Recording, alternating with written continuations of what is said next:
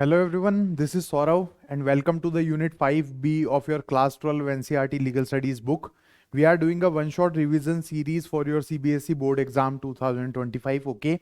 So the chapter's name is Human Rights Violation, Complaint Mechanism and Quasi-Judicial Bodies, okay? तो ये chapter जो है वो नाम से ऐसे काफ़ी डिफिकल्ट सा लगता है, बट आई एम सेइंग कि it is the most easiest chapter of your book. ये जो किताब है आपकी, इसके अंदर 8 चैप्टर दिखते हैं, लेकिन अगर सारे पार्ट्स को अपन मिला ले तो 14 chapters are there and it seems like the most easy chapter. मेरे को तो सबसे इजी चैप्टर ये लगा, ओके? तो ज़्यादा डरने की कोई ज़रूरत नहीं है। It is going to be the easiest lecture, आराम से अपन पूरा कर लेंगे। बस थोड़े बहुत याद करने की चीज़ें हैं और थोड़े बहुत कैच पॉइंट है जो मैं आपको बता दूंगा। MCQs भी इससे थोड़े बहुत बनते हैं, that I will tell you, okay? This one shot revision series is being presented by me, Saurav Raj Biwal. I am a graduate of National Law University, Jodhpur, and a lawyer by training, okay? I have already uploaded till Unit 5A. अब ये 5B अपन इस video के अंदर कर लेंगे. Then we are left with only 3 lectures of this one shot revision series for your board examination, okay? Now quickly moving towards our journey of human rights and looking into the contents of this particular lecture, ठीक है? एक बार contents अपन देख लेते हैं। तो देखो, it will start with the quasi judicial bodies, ठीक है? क्वाजी जुडिशियल बॉडीज क्या होती है ये अपन देखेंगे, ठीक है? We will discuss that. उसके बाद में वेरियस ह्यूमन राइट्स कमीशन, ये 5 कमीशन है, national human rights commission NHRC, फिर उसके बाद में नेशनल कमीशन फॉर माइनॉरिटीज, ठीक है? Then national commission for women, national commission for SCs and STs। पहले तो ये सेम हुआ करते थे, फिर इनको अलग अलग कर दिया गया। फंक्शन सेम से ही है, तब अपन इनको एक ही स्लाइड के अंदर पढ़ लेंगे, ठीक है? दे आर डिफरेंट कमीशन, वो मैं आपको समझा दूंगा। उसके बाद में national commission for protection of child rights, ठीक है, जिसको अपन NCPCR भी कहते हैं, ओके? तो दीज 5 कमीशंस आर देयर जिनको अपन को पढ़ना है। और इसके अंदर अपन पढ़ेंगे क्या सारे कमीशंस के अंदर? इनका कॉन्स्टिट्यूशन, मतलब कौन कौन इनके मेंबर्स होते हैं, इनके पावर्स इन कमीशन के, इनके फंक्शंस और इनके कंप्लेंट मैकेनिज्म्स, ठीक है? हर कमीशन का सेम ही टॉपिक्स निकल के आ रहे हैं, ओके? तो एकदम इजी सा चैप्टर है, कोई दिक्कत वाली बात नहीं है। And we will deal with it like within like 40-45 minutes, इससे ज़्यादा टाइम इसमें नहीं लगेगा। बाकी के जो आपके लेक्चर्स थे वो थोड़े ऐसे लेंथी थे ना, जैसे जुडिशरी वाला जो लेक्चर था वो 70 मिनट्स तक चला गया था, 5A जो था वो 1 घंटे 3 मिनट चला गया था, क्रिमिनल लॉज भी लगभग 1 घंटे चला गया था। ये इतना लंबा नहीं जाएगा, okay? Now moving forward without wasting any time towards the quasi judicial bodies. ये क्या होती है, ओके? तो what are quasi judicial bodies? अगर इसका मैं आंसर आपको दूं तो they are typically public administrative agencies under the ambit of executive branch who have authority similar to the courts, okay?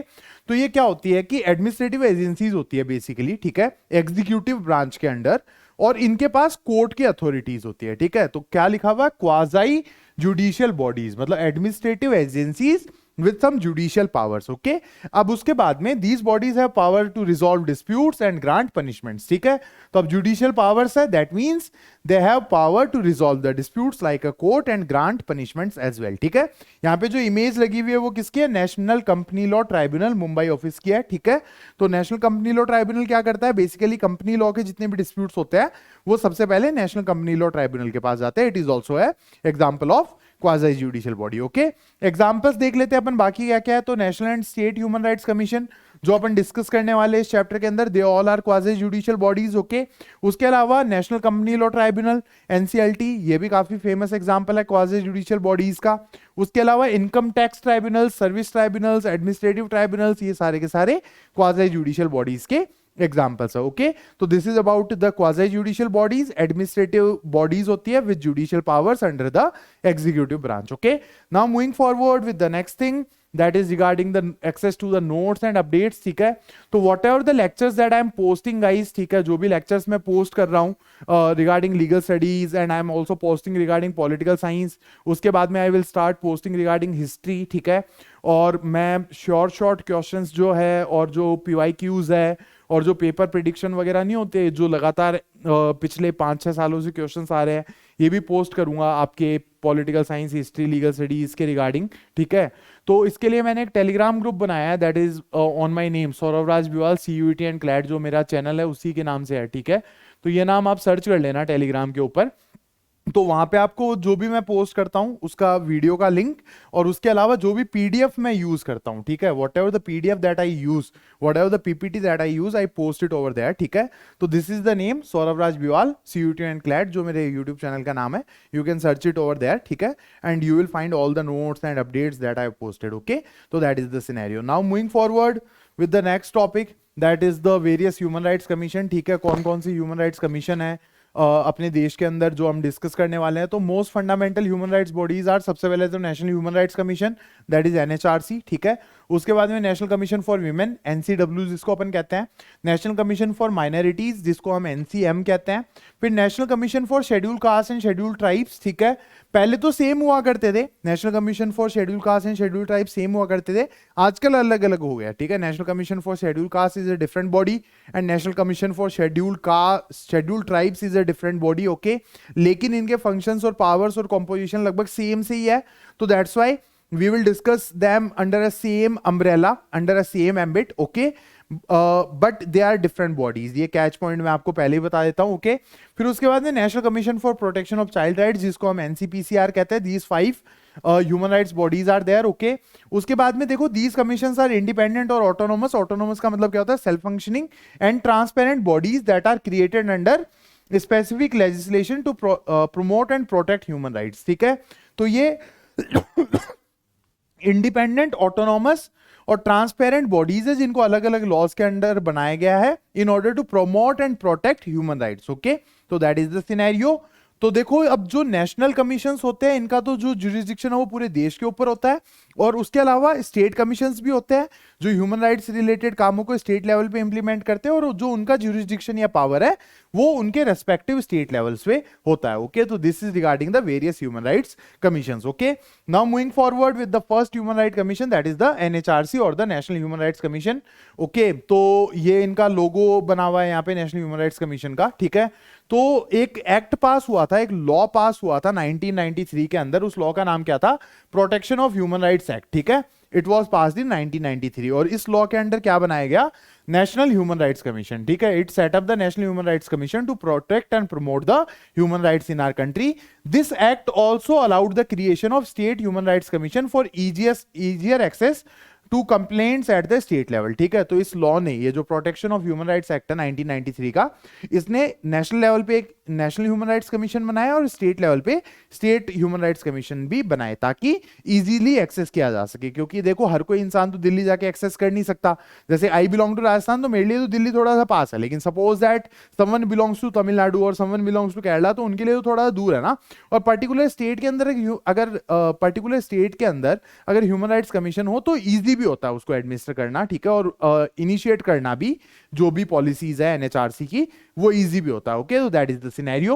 अब कॉन्स्टिट्यूशन ऑफ NHRC, कॉन्स्टिट्यूशन मतलब कौन कौन इसके मेंबर्स होते हैं। तो इसका जो चेयरपर्सन है, he is a retired chief justice of the supreme court, ठीक है। एक CJI of India, retired CJI, he is the chairperson of NHRC, ठीक है। तो ये MCQ के हिसाब से इंपॉर्टेंट है गाइस, ठीक है। MCQ में डायरेक्टली पूछा जा सकता है कि who is the chairperson of NHRC, ठीक है, कौन होता है चेयरपर्सन NHRC का। तो retired chief justice of the supreme court of India is the chairperson of the national human rights commission, okay. उसके अलावा अदर मेंबर्स कौन कौन है, 1 फॉर्मर सुप्रीम कोर्ट जज, एक नॉर्मल जज सुप्रीम कोर्ट के रिटायर्ड, ठीक है। 1 करंट और former chief justice of a high court, ठीक है। एक chief justice of high court या तो करंटली जो सर्व कर रहे होते हैं या फिर रिटायर्ड, ओके। उसके बाद में 2 एक्सपर्ट्स इन ह्यूमन राइट्स, और उसके अलावा एक IAS officer who is the secretary general who acts as the chief executive officer. He handles the administrative duties of this particular commission, ठीक है। तो मेनली एक ऑफिसर होता है जो, जिसको अपन क्या कहते हैं, सेक्रेटरी जनरल कहते हैं। तो वो CEO होते हैं इसके, जो सारे के सारे एडमिनिस्ट्रेटिव ड्यूटीज इसकी हैंडल करते हैं, ओके। तो this is regarding the national human rights commission. Now moving forward with the more continued version. अब अपॉइंटमेंट कौन करता है इन मेंबर्स का। तो देखो एक हाई लेवल कमेटी बनाई जाती है जो प्रेसिडेंट को रिकमेंड करती है। All the appointments to the national human rights commission are being made by the president of India, ठीक है। तो अगेन क्वेश्चन ऑफ MCQ, ठीक है, कि भाई एनएचआरसी के अंदर अपॉइंटमेंट्स कौन करता है, तो they are being made by the president upon a recommendation of a committee, और उस कमिटी के मेंबर्स कौन कौन होते हैं जो रिकमेंड कर रहे होते हैं, these all are the members, ठीक है। तो सबसे पहले the prime minister of our country, ठीक है। उसके बाद में Lok Sabha speaker is the member of that committee who recommends the appointments, ठीक है। The home minister of India, leader of opposition Lok Sabha and Rajya Sabha, deputy chairman of Rajya Sabha, ठीक है। Chief justice of India is also consulted when appointing sitting जजेस to the NHRC, ठीक है। तो अगर किसी सिटिंग जज को एनएचआरसी के अंदर अपॉइंट किया जाता है तो सीजीआई ऑफ इंडिया, जो करंट सीजीआई है, उनसे भी कंसल्टेशन किया जाता है, ओके। तो this is about the high level committee which basically recommends to the president of India regarding appointment to the National Human Rights Commission, okay। उसके बाद में staff like police officer and technical experts are also appointed for smooth functioning of the commission। और उसके बाद में NHRC is based in New Delhi, ठीक है। तो इसकी जो ऑफिस है, ये जो बिल्डिंग है नेशनल ह्यूमन राइट्स कमीशन की जो ऑफिस है उसकी बिल्डिंग, वैसे तो ब्लर सी image but whatever it is, तो this headquarters are situated in New Delhi, और स्टेट कमीशंस है वो रेस्पेक्टिव स्टेट कैपिटल्स के अंदर होते हैं, और ये एनएचआरसी के वर्क को सपोर्ट करते हैं, ओके।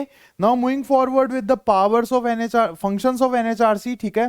फंक्शंस क्या क्या है एनएचआरसी की, तो एक बार अपन देख लेते हैं।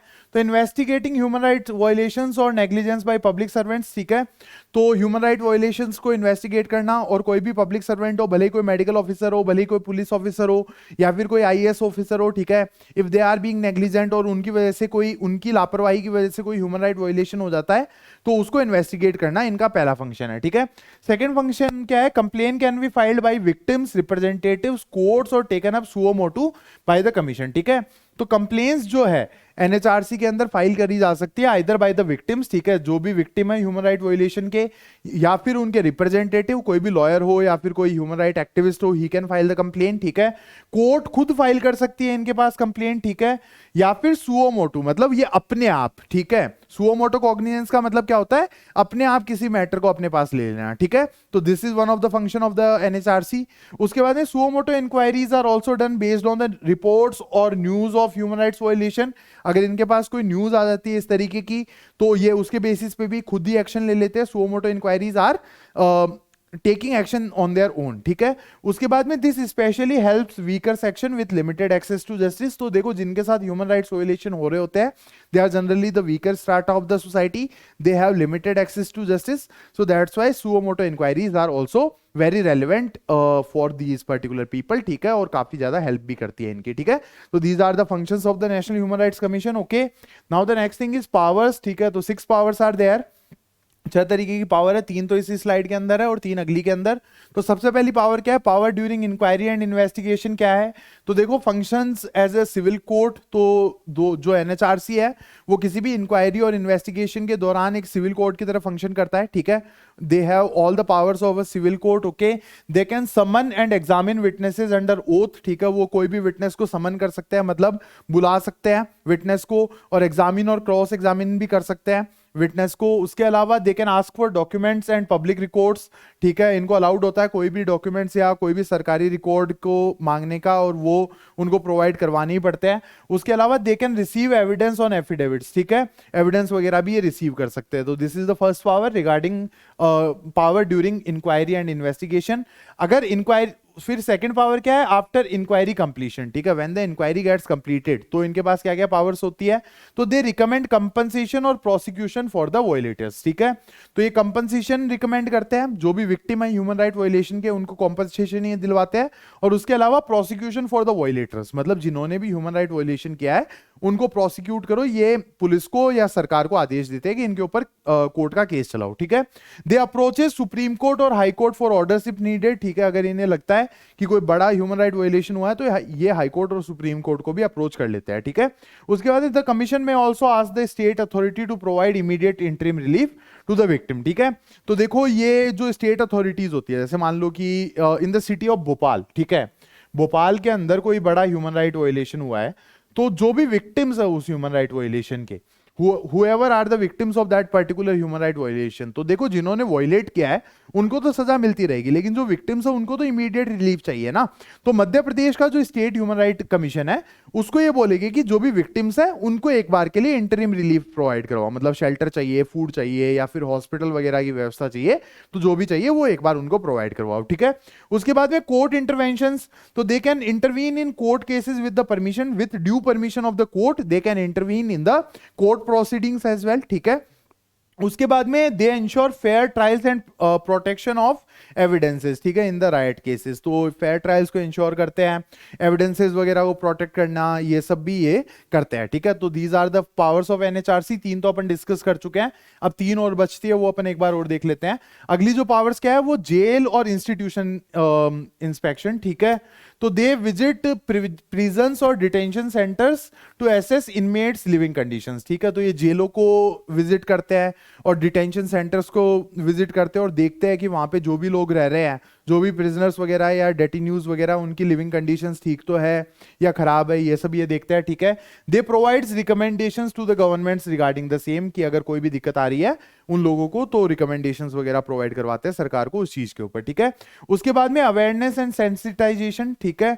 तो they reviews and recommends improvements in human rights laws, ठीक है। तो ये रिव्यू करते हैं और रिकमेंड करते हैं कोई भी इंप्रूवमेंट अगर इन्हें लगता है कि ह्यूमन राइट लॉज के अंदर करने चाहिए तो सरकार को ये रिव्यू मतलब रिकमेंडेशंस भी देते हैं, ठीक है। उसके बाद में they studies terrorism and other factors affecting human rights, ठीक है। तो आतंकवाद हो गया या फिर कोई भी और फैक्टर हो गया जो ह्यूमन राइट्स को अफेक्ट कर रहा है, तो उसको बेसिकली ये स्टडी करते हैं, ठीक है, और सरकार को रिकमेंडेशंस वगैरह प्रोवाइड करवाते हैं।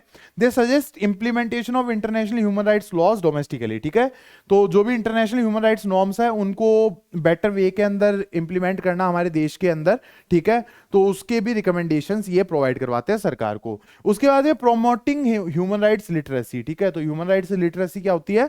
लोगों के बीच में अवेयरनेस वगैरह बढ़ाना regarding the human rights.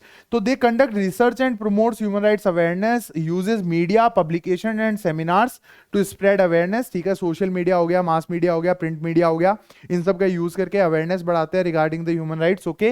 They also encourages the non governmental organisation working on human right issues, ठीक है। तो जो भी एनजीओज ह्यूमन राइट्स के लिए काम कर रहे होते हैं उनको भी ये इनकरेज करते हैं, ठीक है। तो these are the powers of the NHRC, okay. Now moving forward with the next thing, that is the complaint mechanism. Complaint किस तरीके से करी जाती है यहाँ पे? तो who can file a complaint? तो anyone aggrieved by human right violation, ठीक है। तो जिसके साथ भी ह्यूमन राइट वायलेशन हुआ है, जो भी विक्टिम है वो फाइल कर सकता है, ठीक है। देयर रिप्रेजेंटेटिव्स, तो देखो जनरली क्या होता है गाइस कि जिसका भी ह्यूमन राइट वायलेशन हुआ है ही is considered to belong to the lower strata of the society और person with limited access to justice. तो इसलिए कहा जा सकता है कि यार वो नहीं कर सकते, उनके लिए जस्टिस एक्सेस कर पाना इतना आसान नहीं होता, तो इसलिए उनके रिप्रेजेंटेटिव्स भी फाइल कर सकते हैं, ठीक है। Complain can made be any language which is prescribed under the schedule 8 of the constitution of India, कोई भी ऑफिशियल लैंग्वेज इंडिया की, ठीक है, या फिर कोई भी शेड्यूल लैंग्वेज उसके अंदर कंप्लेन करी जा सकती है। How to file? तो या तो ऑनलाइन फाइल कर दो www.nhrc.nic.in पे, या फिर थ्रू पोस्ट, फैक्स और ईमेल, ठीक है, यूजिंग प्रोवाइडेड फॉर्मेट, ठीक है। तो पोस्ट कर दो, फैक्स कर दो, ईमेल कर दो। फैक्स तो चलो काफी पुराना कॉन्सेप्ट हो गया, बट हाँ दिस इज द सिनेरियो, जो भी प्रोवाइडेड फॉर्मेट है इनकी वेबसाइट पे उस हिसाब से आप कर सकते हो, या फिर इनके ऑफिस पे लेटर भेज के भी कंप्लेन फाइल करी जा सकती है। की डिटेल्स देखो, फीस नहीं रिक्वायर्ड है, फ्री ऑफ कॉस्ट है कंप्लेन फाइल करना। Complain must be filed with in 1 year of the violation, 1 साल के अंदर अंदर फाइल करनी पड़ती है। ह्यूमन राइट वायलेशन के होने के 1 साल के अंदर ही कंप्लेन फाइल करनी है, ओके। उसके बाद में complaint status can be tracked online at the same website, that is the nhrc.nic.in, okay. तो that is the scenario regarding the complain mechanism of the NHRC, okay. Now the next thing, that is the national commission for minorities. NHRC अपन पढ़ चुके हैं। Now moving forward with the second commission, that is NCM, okay, national commission for minorities. ये कौन से law के under बना है? ये है national commission for minorities act of 1992। कौन सा लॉ है? National commission for minorities act of 1992, okay. ये बना क्यों था? In order to safeguard the human rights of minorities and protect them from discrimination. तो माइनॉरिटीज की ह्यूमन राइट्स को प्रोटेक्ट करने के लिए और उनको डिस्क्रिमिनेशन या भेदभाव से बचाने के लिए ये बनाया गया था, ठीक है। Minorities include Muslims, Christian, Sikh, Buddhist, Jain and Zoroastrians, that is Parsis, ठीक है। तो इंडिया के अंदर माइनॉरिटीज कौन कौन है? मुस्लिम्स हो गए, क्रिश्चियंस हो गए, सिख हो गए, बुद्धिस्ट हो गए, जैन और पारसीज, ठीक है। उसके बाद में state minorities commission operate in respective state Capitals, ठीक है। तो नेशनल कमीशन फॉर माइनॉरिटीज के अलावा स्टेट माइनॉरिटी कमीशंस भी होते हैं जो रेस्पेक्टिव स्टेट कैपिटल्स के अंदर ऑपरेट करते हैं। Individuals from minority communities can approach the state or national commission for minorities for remedies, ठीक है। तो अगर कोई भी human right violation in communities का हो रहा होता है तो they can approach these state commissions और the national commission for remedies, okay. Now moving forward with the next thing, that is the constitution of NCM. Constitution का मतलब कौन कौन होते हैं इसके अंदर, ठीक है। तो it is composed of chairperson, ठीक है, vice chairperson, 5 members nominated by the central government from minority communities, ठीक है। members are individuals of eminence, ability and integrity, ठीक है। तो थोड़े बड़े लोग जिन्होंने माइनॉरिटी राइट्स के लिए काम किए हुए होते हैं, इस तरीके के लोगों को इसमें रखा जाता है, ठीक है। चेयरपर्सन, वाइस चेयरपर्सन और 5 और मेंबर्स जिनको सेंट्रल गवर्नमेंट नॉमिनेट करता है, ओके। तो this is the composition of national commission for minorities, ठीक है। फंक्शंस की अगर अपन बात करें तो पहला फंक्शन क्या है? Monitoring and evaluation. तो NCM evaluate development and progress and monitor safeguards for minorities in the constitution and laws, ठीक है। तो जो भी संविधान के अंदर सेफगार्ड्स दिए हुए माइनॉरिटीज के लिए, जो फंडामेंटल राइट्स का जो लास्ट वाला पार्ट है ना, अपन ने पिछले यूनिट के अंदर पढ़ा था, for their cultural rights and free profession of religion, rights against discrimination, ठीक है, वो अच्छे से इंप्लीमेंट हो रहे हैं या नहीं हो रहे। और उसके अलावा जो बाकी लॉज सरकार ने बना रखे हैं for the protection of minorities, उनका इंप्लीमेंटेशन ढंग से हो रहा है या नहीं हो रहा, इसको ये मॉनिटर करते हैं और इवेल्युएट करते हैं, ठीक है। उसके बाद में making recommendation is the second function. तो they suggest measures for effective implementation of the constitutional and legal safeguards, ठीक है। तो जो भी संविधान के अंदर लिखे हुए सेफगार्ड्स है और लॉ के अंदर लिखे हुए सेफगार्ड्स है, वो सजेस्ट भी करते हैं, ठीक है, एक तरीके से सरकार को कि इनको इफेक्टिवली कैसे इंप्लीमेंट करना है, ठीक है। बाकी के फंक्शंस अपन इनके देख लेते हैं, 2 तो अपन देख चुके हैं, 4 मोर आर देयर। तो फिर और क्या है? Complaint handling. तो the national commission for minorities address complaints of the right deprivation and discrimination, ठीक है। तो ये कंप्लेंट्स वगैरह भी देखते हैं कि कोई भी माइनॉरिटी राइट्स नहीं मिल रहे हैं या फिर उनके साथ भेदभाव हो रहा है, तो इसकी वो कंप्लेंट्स वगैरह भी लेते हैं और हैंडल करते हैं उनको, ठीक है। Research and studies. तो NCM conduct studies on discrimination, socio economic and educational issues affecting minorities, ठीक है। तो ये स्टडीज करवाते हैं भेदभाव के ऊपर और सोशियो इकोनॉमिक और एजुकेशनल इश्यूज ऑफ माइनॉरिटीज, ठीक है। तो मतलब उनकी सोशियो इकोनॉमिक कंडीशंस कैसी है और एजुकेशनल लेवल्स उनके कैसे, इसके ऊपर स्टडीज भी ये करवाते हैं। फिर पॉलिसी सजेशंस, ठीक है, सरकार को ये सजेशंस भी देते हैं किस तरीके से पॉलिसी बनानी है माइनॉरिटीज के लिए, ठीक है। तो NCM recommends measures to the central and state governments for minority welfare, okay. फिर उसके बाद में रिपोर्टिंग। तो एनसीएम क्या करता है? एक तो पीरियोडिक रिपोर्ट, ये तो कंपलसरीली देनी पड़ती है, ठीक है, एक पीरियोडिक रिपोर्ट बना के regarding the minority welfare and minority status, ठीक है। और उसके अलावा special reports as per their convenience, ठीक है, अगर इन्हें लगता है कोई स्पेशल इशू आया है तो ये स्पेशल रिपोर्ट बना के भी सेंट्रल गवर्नमेंट को दे सकते हैं regarding difficulties faced by the minorities, ठीक है। तो 6th function is reporting, okay. तो these are the functions of the national commission for minorities, okay. Now moving forward regarding the complaint mechanism. तो देखो, ground for non admittance of complaints, कौन कौन सी complaints ये नहीं लेते हैं, ठीक है, which complaints can not be filed to the NCM, ये अपन देख लेते हैं। तो देखो, अनरिलेटेड टू माइनॉरिटी राइट्स, सबसे पहले तो वो आ गई, जो भी कंप्लेंट्स है जो माइनॉरिटी राइट से रिलेटेड ही नहीं है। Suppose that there is a state in India, Jammu and Kashmir है, तो जम्मू एंड कश्मीर में Muslims are in majority and Hindus are in minority, लेकिन इंडिया की अगर अपन बात करें तो Hindus are in majority, okay.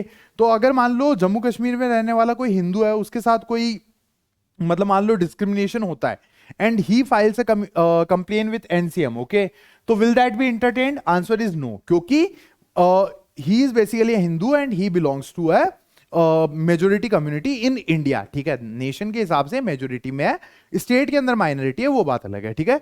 तो complaints not concerning minority status और राइट्स आर नॉट एक्सेप्टेड, ठीक है। तो दैट इज द सिनेरियो। फिर उसके बाद पेंडिंग केसेस, ठीक है। तो matters already under trials in courts और another commission are not entertain, ठीक है। तो अगर किसी भी कोर्ट के अंदर कोई केस पहले से चल रहा है तो वो एनसीएम के अंदर नहीं ले जाया जा सकता। ये जनरली इन सारे कमीशन के साथ है गाइस, कि अगर कोर्ट के अंदर केस चल रहा है तो वो इनके पास नहीं जाएगा, ठीक है। तो ये सिनेरियो है। लोक अदालत के साथ तो उल्टा है, अपन ने एडीआर के अंदर लोक अदालत पढ़ा था ना, तो लोक अदालत में तो क्या होता है कि अगर कोई केस चल रहा है तो भी अपन लोक अदालत के पास ले जा सकते हैं, लेकिन इनके साथ ऐसा नहीं होता है, ठीक है। अगर कोई केस चल रहा है कोर्ट के अंदर तो पहले उसको वो केस खत्म होगा फिर इनके पास जाएगा, ठीक है। फिर time barred complaints, time barred क्या होता है, 1 साल के बाद आप कंप्लेन नहीं कर सकते। अगर 1 साल हो गए ह्यूमन राइट वायलेशन को तो आप कंप्लेन नहीं कर सकते, 1 साल के अंदर अंदर आप कंप्लेन कर सकते हो, ठीक है। क्लैरिटी एंड ऑथेंटिसिटी, जो भी कंप्लेन है वो वेग नहीं होनी चाहिए, एनोनिमस नहीं होनी चाहिए, स्यूडोनिमस नहीं होनी चाहिए और फिरोवलस नहीं होनी चाहिए, ठीक है। तो देखो वेग का मतलब तो क्या होता है कि मतलब जो लेजिबल ही नहीं है या फिर झूठी कंप्लेन है। एनोनिमस मतलब अपने नाम के साथ ही नहीं दी या फिर नाम ही नहीं है उस कंप्लेन के अंदर। स्यूडोनिमस मतलब झूठा नाम, कोई दूसरे के नाम से कंप्लेन कर दी। और उसके बाद में फिरोवलस मतलब सिली कंप्लेन, एकदम ही ट्राइवियल कंप्लेन जो एकदम अनरिलेटेड है, इस तरीके की कंप्लेंट्स ये लोग नहीं लेते हैं। और उसके बाद में direct addressing, complaints must be address directly to the commission, ठीक है। तो these are the grounds of non admittance to the complaints, ठीक है। Now the next thing regarding the complaint mechanism is suo motu action, ठीक है। That means कि अगर इनको पता चलता है कि कोई माइनॉरिटीज के साथ भेदभाव हो रहा है तो ये खुद भी उस चीज के ऊपर एक्शन ले सकते हैं। The commission can act on its own based on media reports और other findings highlighting violation of minority rights, ठीक है। They can take action on their own. How to file an complain, ठीक है। Complain file कैसे करनी है, तो देखो complain should be addressed to the secretary national commission for minorities New Delhi, no fees charged for lodging a complaint, ठीक है। उसके अलावा कॉन्टैक्ट इंफॉर्मेशन जो है वो कमीशन की वेबसाइट पे लिखी हुई है। वेबसाइट कौन सी है, www.ncm.nic.in, ओके। तो this is regarding the complain mechanism of the national commission for minorities, ठीक है। तो एनसीएम हम पूरा कर चुके हैं। Now we have move towards the third human rights commission, that is the national commission for women, okay. तो ये एस्टेब्लिश कब हुआ था, 1992 के अंदर। और लॉ कौन सा है, national commission for women act of 1990, ठीक है। एमसीक्यू के हिसाब से दोनों ही इंपॉर्टेंट है गाइस, ठीक है, कि एनसीएम एस्टेब्लिश कब हुआ था इन 1992 और लॉ कौन सा है, national commission for women act of 1990, ठीक है। कॉन्स्टिट्यूशन मतलब कौन कौन इसके अंदर होते हैं, who are the members of the national commission for women. तो इट कंप्राइजेज द चेयरपर्सन, ठीक है, एक चेयरपर्सन होता है और 5 मेंबर्स होते हैं। टोटल मेंबर्स कितने हो गए, 6 मेंबर्स इसके अंदर हो गए, ठीक है। Members are selected from the fields like law, trade unions, women organisations, administration, health, education and social welfare, ठीक है। इस तरीके की फील्ड से ये मेंबर सेलेक्ट किए जाते हैं। At least 1 member must belong to the SC और एसटी कैटेगरीज, ठीक है। शेड्यूल कास्ट या शेड्यूल ट्राइब से एक मेंबर होना चाहिए, ठीक है।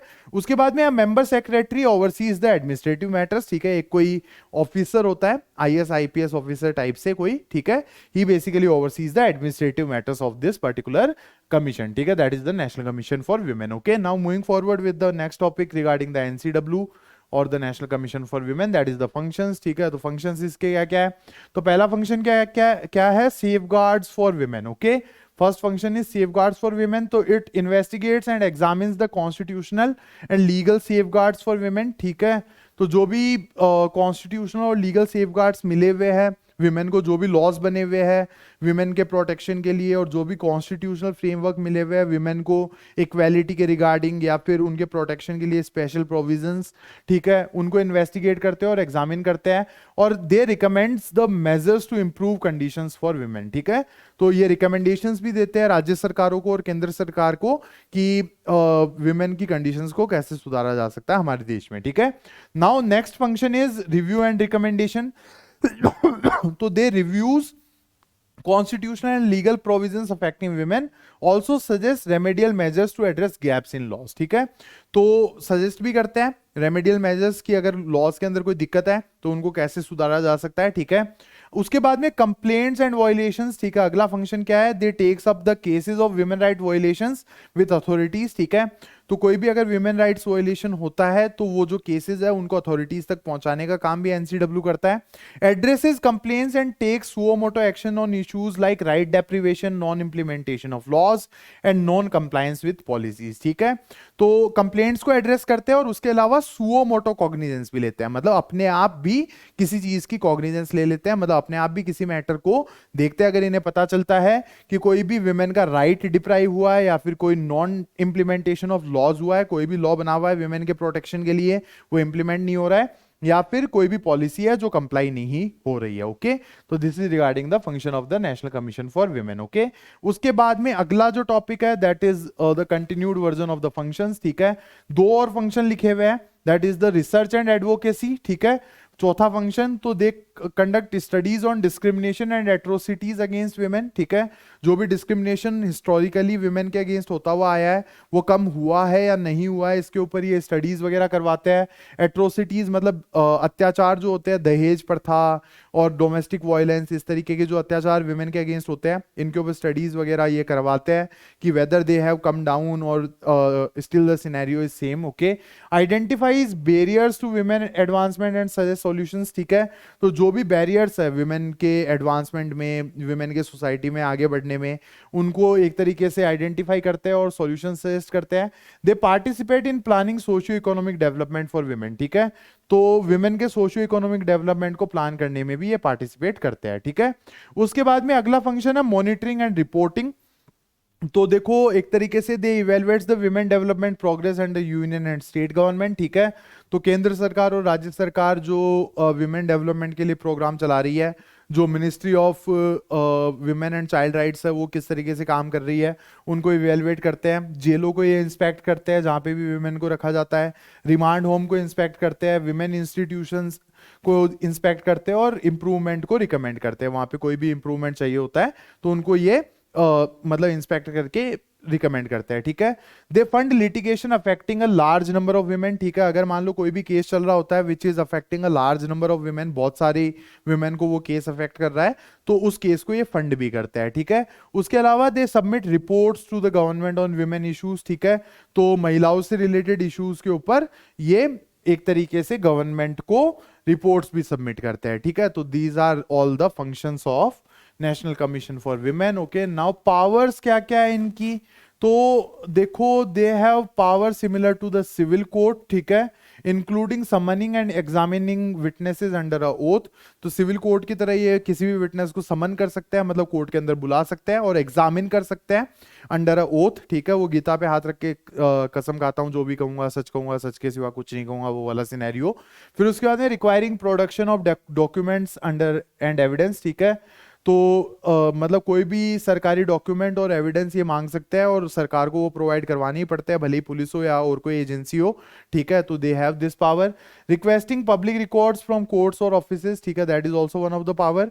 Issuing commission for witnesses and document examination. ठीक है, तो these 4 powers are there of the National Commission for Women. Okay, now the next thing is National Commission for Scheduled Caste and Scheduled Tribes. ठीक है, इसके अंदर थोड़े बहुत catch point है गाइस कि देखो पहले शेड्यूल्ड कास्ट के लिए और शेड्यूल्ड ट्राइब्स के लिए सेम कमीशन हुआ करता था, national commission for scheduled caste and scheduled tribes. अब ये अलग अलग हो चुके हैं। ठीक है, national commission for scheduled caste is a different commission, national commission for scheduled tribes is a different commission. ठीक है, तो these 2 separate commissions are there. और देखो बाकी जो 3 कमीशन अभी तक अपन ने पढ़े हैं वो किसी लॉ के अंडर बने हुए हैं, जबकि ये कॉन्स्टिट्यूशन के हिसाब से बना हुआ है। ठीक है, तो it is established under article 338 of the constitution of India. ये चीज याद रखनी है, ये एमसीक्यू के हिसाब से बहुत ज्यादा इंपॉर्टेंट है। ठीक है, उसके बाद में देखो establish under article 338 of the constitution to protect the rights of the scheduled caste and the scheduled tribes. Okay, अब कमीशंस कौन कौन से हैं, 2 हो गए, एक तो national commission for scheduled caste और national commission for scheduled tribes. ठीक है, पर्पस क्या है, protect human rights, prevent exploitation and promote social, educational, economic and cultural security. ठीक है, ये पर्पज है, ह्यूमन राइट्स को प्रोटेक्ट करना, एक्सप्लॉयटेशन को रोकना, सोशल, एजुकेशन और इकोनॉमिक और कल्चरल सिक्योरिटी को प्रमोट करना। ठीक है, 2 स्पेशल लॉज भी है। ठीक है, एक तो protection of civil rights act है 1955 का। ठीक है, ये भी याद रखना है, और उसके अलावा SC/ST prevention of atrocities act 1989, 2 special laws भी है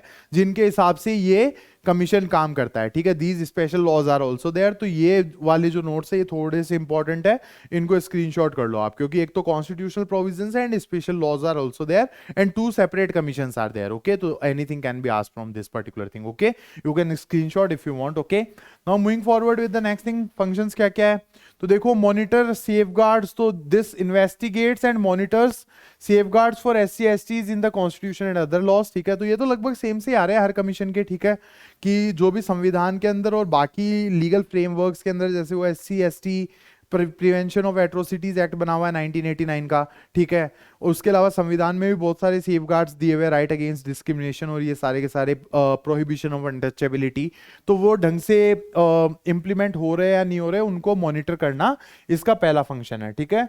उसके बाद में इंक्वायरीज एंड कंप्लेंट्स, ठीक है। तो it enquires into complaints about the deprivation of rights and safeguards, ठीक है। तो अगर कोई भी राइट्स और सेफगार्ड्स जो मिले हुए हैं SC/ST कम्युनिटीज को, वो डिप्राइव हो रहे हैं या फिर नहीं मिल रहे हैं, तो ये एक तरीके से उनको इंक्वायर करते हैं, ठीक है।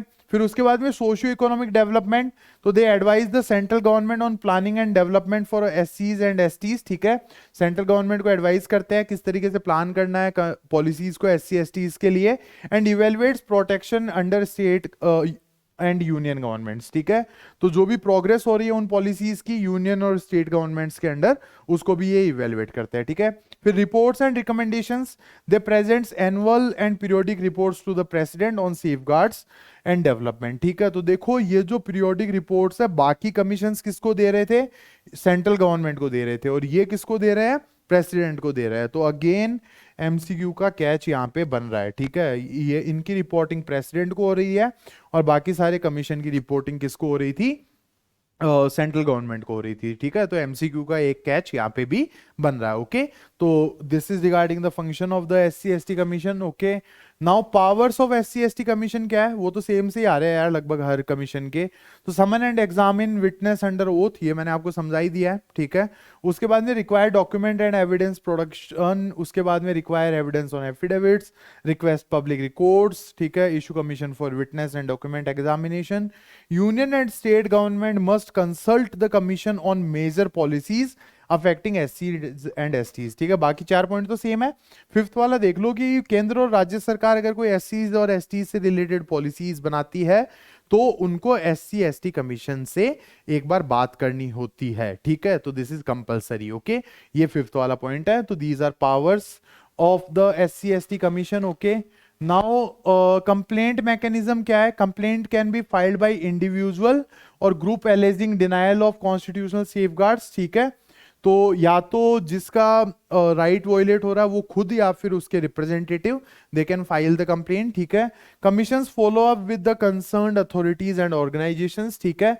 ये फॉलो अप लेते रहते हैं जो भी अथॉरिटीज और ऑर्गेनाइजेशन है उनके साथ। वेबसाइट कौन कौन सी है कंप्लेन फाइल करने के लिए, तो SC कमीशन की जो वेबसाइट है दैट इज ncsc.nic.in, और ST कमीशन की जो वेबसाइट है दैट इज www.ncst.nic.in, ओके। तो this is regarding the complain mechanism of SC/ST commission, okay. Now moving forward with the next topic that is the last commission which is national commission for protection of child right और NCPCR, ठीक है। तो देखो ये जो commission है ये establish कब हुआ था, 2005 के अंदर एक लॉ आया था, commission for protection of child rights act 2005, ठीक है। 2005 में ये लॉ बना था, commission for protection of child rights act. MCQ के हिसाब से देख लेना गाइस, ये लॉ से एक ना एक सवाल तो पक्का टपकेगा, मतलब गारंटी है मेरी कि कौन से लॉ के हिसाब से कौन सा कमीशन बना है, मतलब लिख लेना, इन सारों को याद कर लेना, ठीक है। तो this focuses on universality of child rights of all children, ठीक है। जो चाइल्ड राइट्स है वो यूनिवर्सल है, इनएलिएनेबल है, can not be taken back, ठीक है।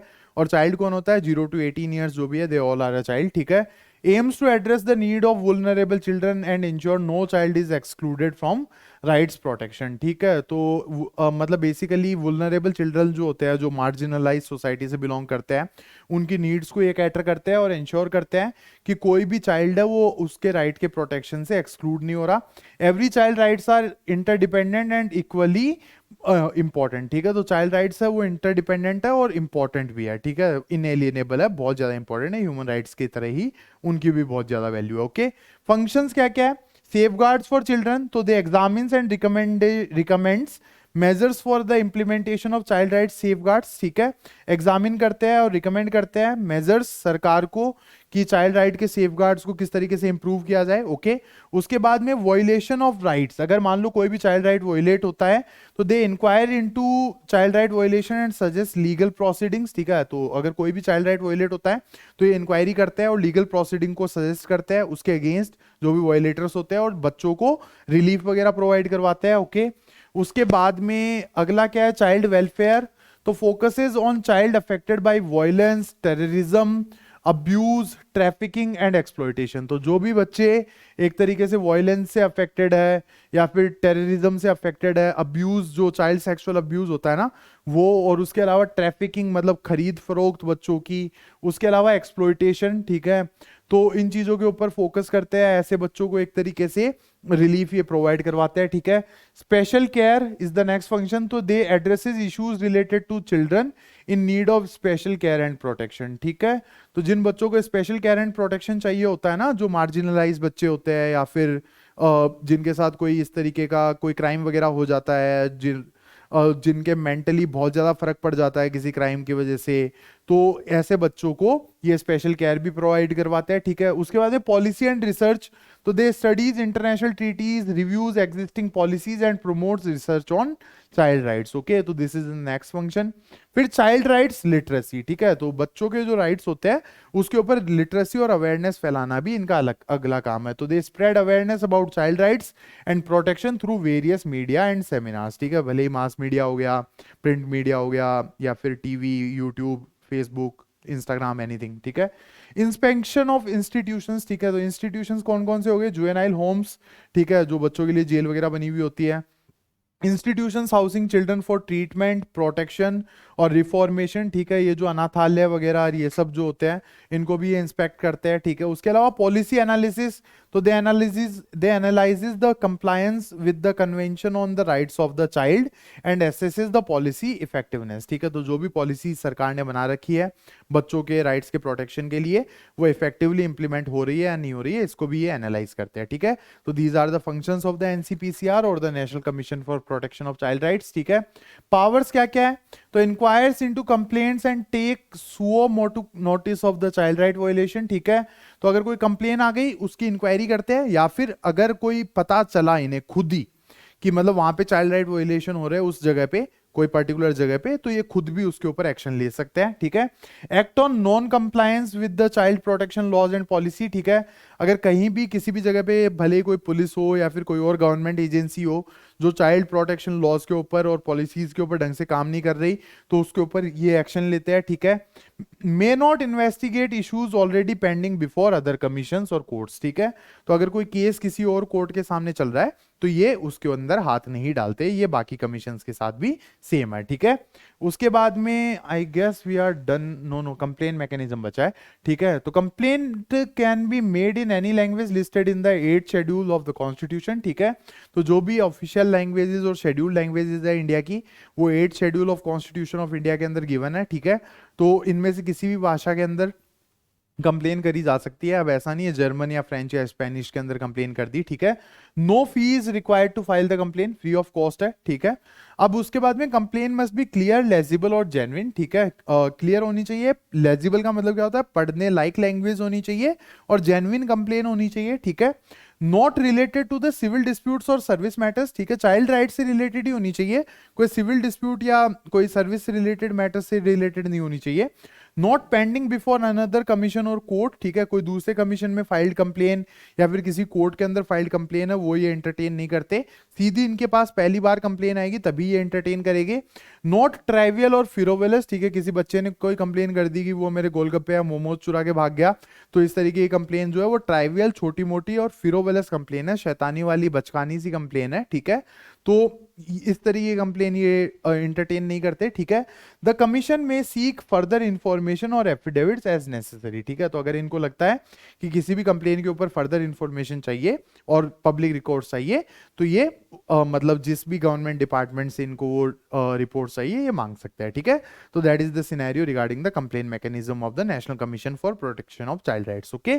सो we are done and dusted this with this particular chapter guys. The chapter's name was human right violation, complain mechanism and quasi judicial bodies. This was a one short revision series video presented by me Saurav Rajbiwal. I am a graduate of National University Jodhpur and a lawyer by training, ठीक है। वो जो Telegram वाला मैंने बताया था in the initial stages of this lecture, उसके उस ग्रुप के अंदर मैं ये पीडीएफ भी अपलोड कर दूंगा, okay. So thanks a lot for attending. Unit 6 international law, unit 7 legal profession in India, Unit 8 legal services will be uploaded in a few days. Best of luck, अच्छे से पढ़ाई करो यार, ठीक है। और डाउट्स वगैरह अगर हो तो जो चैनल का डिस्क्रिप्शन है उसमें मेरी ईमेल आईडी पड़ी है, वहां पे आप अपने डाउट्स वगैरह पोस्ट कर सकते हो, ठीक है।